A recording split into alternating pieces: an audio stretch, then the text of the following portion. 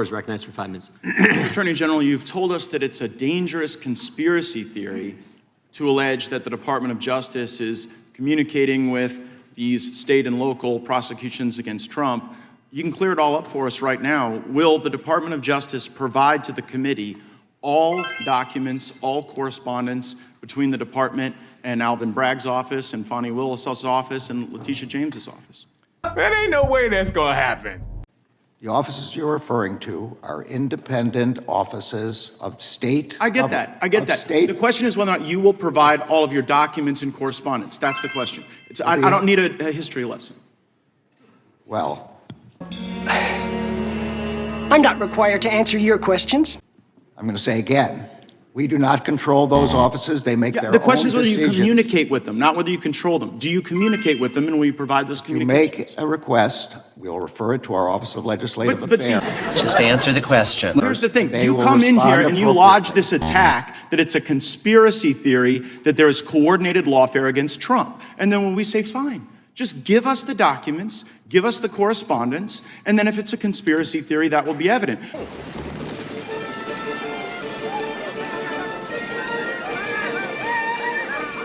But when you say, well, we'll take your request and then we'll sort of work it through the DOJ's accommodation process, then you're actually advancing the very dangerous conspiracy theory that you're concerned about.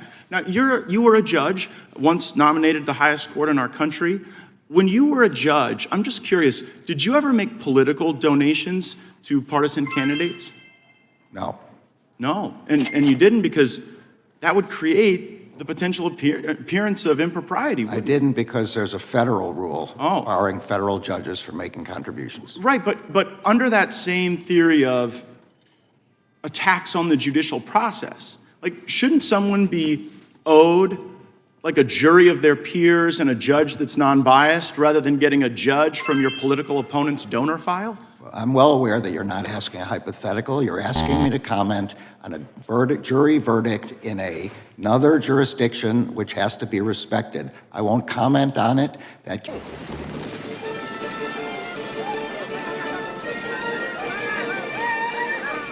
case is still ongoing. The defendant Mr. Attorney General, I hadn't asked you about the verdict yet. We were getting there. I was talking about the judge. And so let me ask you this question about your time as a judge.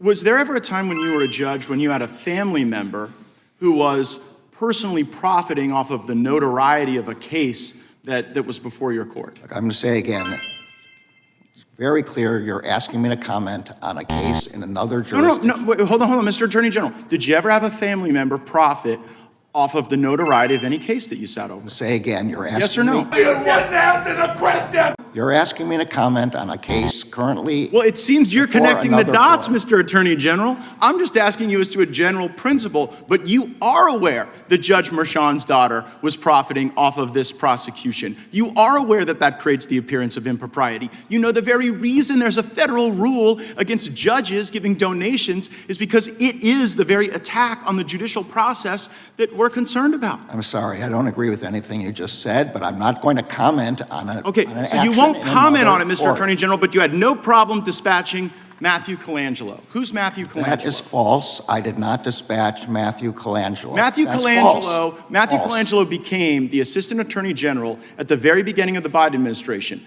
Without having been Senate confirmed, goes and gets this senior role at the DOJ, and then after, I believe it's Gupta replaces Colangelo, Colangelo makes this remarkable downstream career journey from the U.S. Department of Justice in Washington, D.C., and then pops up in Alvin Bragg's office to go get Trump. And you're saying that's just a career choice that was made that has nothing to do with the lawfare coordinated by the DOJ. I'm saying it's false. I did not dispatch Mr. Colangelo anywhere. Well, do you know how he ended up there? I assume he he applied for a job there and got the job. But see, you know what? I can tell you I had nothing to do with it. Well, Now, can't you give me a straight answer anymore? you might not have had anything to do with it, but we've got this contemporaneous evidence in Mr. Pomerantz's book. So Pomerantz writes this book, which I'm sure you're aware of, where he says, we put together the legal eagles to get Trump. We got all these folks together and we assembled them for that purpose. And so when we on the Judiciary Committee think about attacks on the judicial process, our concern is that the facts and the law aren't being followed, a target is acquired. Target acquired.